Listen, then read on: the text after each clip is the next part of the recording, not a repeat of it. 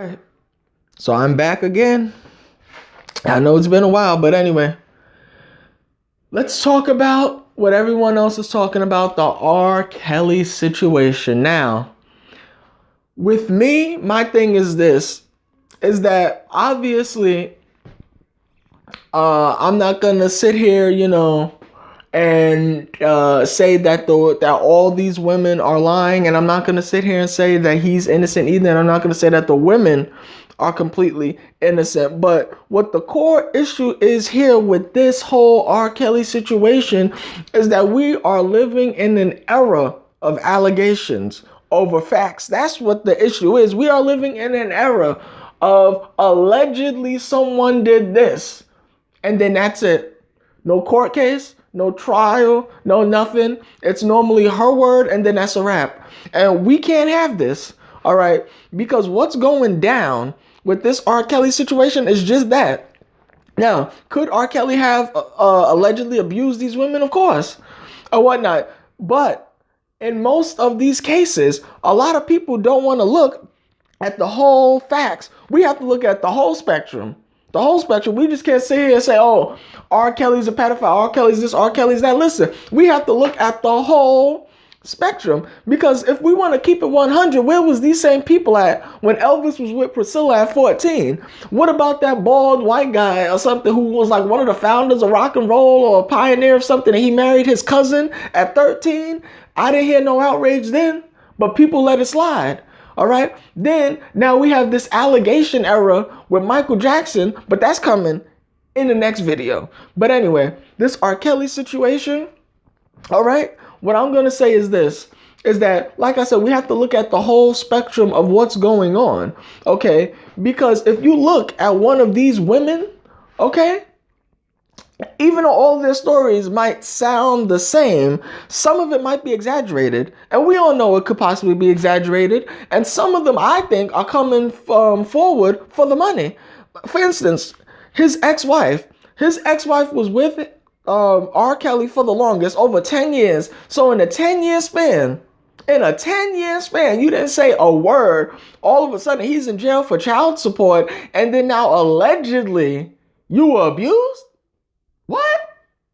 Allegedly, you were abused, and conveniently, he's in jail for child support. Stop it. Stop it. Come on now. Come on now. Y'all know better.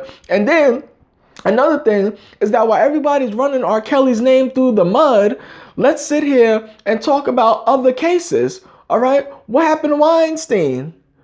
I see y'all girl Oprah and Weinstein. All right, we haven't heard a trial date. We haven't heard where his first court appearance is, nothing, because they're sitting there focusing on R. Kelly. Whatever happened to the Nelly rape case? I don't forget. No one's ever bring that up. Then if we can't sit here and selectively choose who we like and who we dislike when something wrong happens, because let's be real here.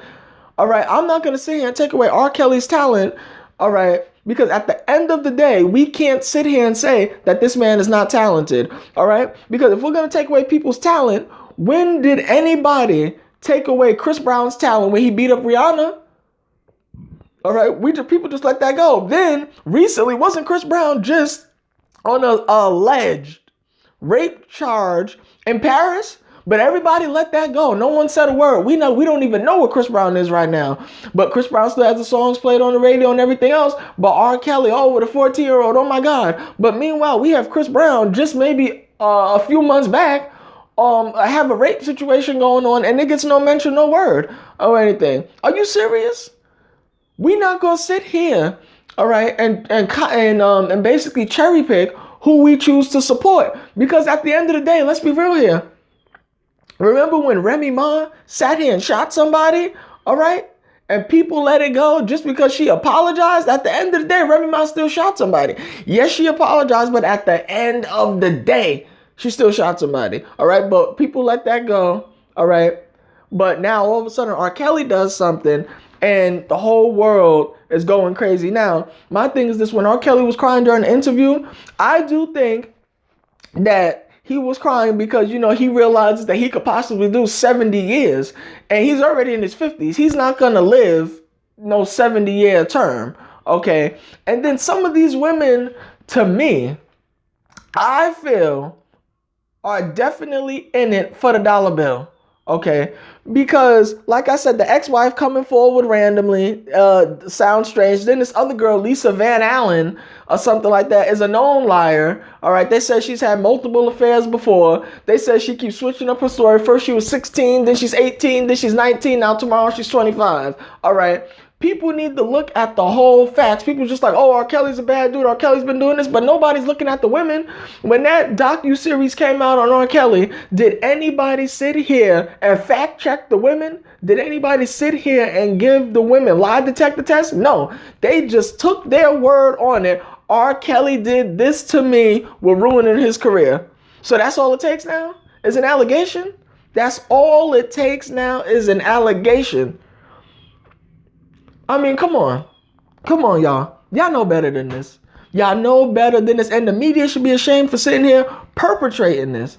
All right? Because the media is all about the dollar bill. All they're trying to do is get paid. Not one of these women at any other point in time came out, all right, and said R. Kelly did something to this. And if R. Kelly was holding these women against their will, where is the DNA at the scene? Where is the fingerprint on the gun? Where is the paper trail to sit here and say, on March of 96, I was held against my will by R. Kelly or something? Where's the police reports? Where's all of this stuff to show that R. Kelly was holding these people? Most of these people are coming forward because in this ridiculous Me Too era, where it's allegations and no facts, or something, anybody can do what they want to do. I mean, is this the point it's really gotten to now? So what's next?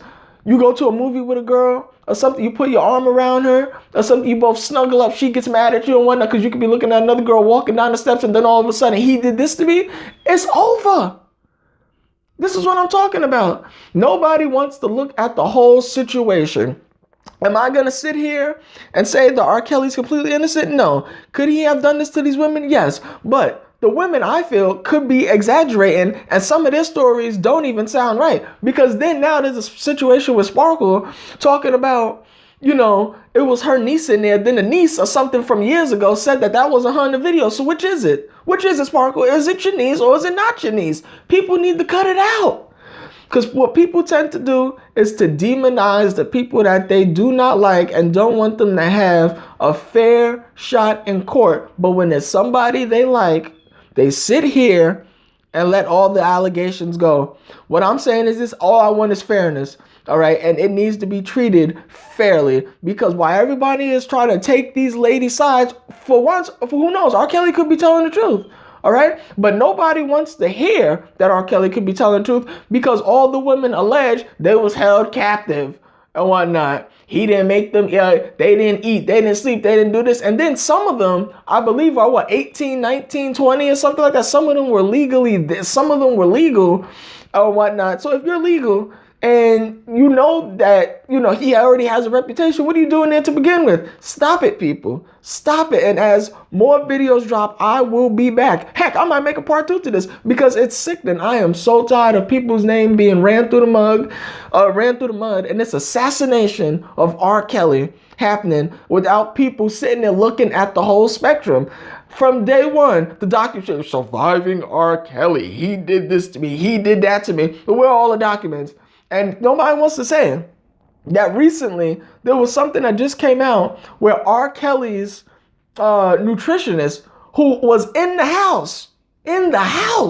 So I trust the nutritionist because the nutritionist is in the household. She sees what's going on. She knows what's going on. She's that silent hero. All right. And the nutritionist said that some of these women's stories is inconsistent, but nobody wants to go back to the old case to now and look at the testimonies and look at the evidence and look at everything else. But everybody wants to blame Robert Kelly. Come on, y'all. Y'all know better.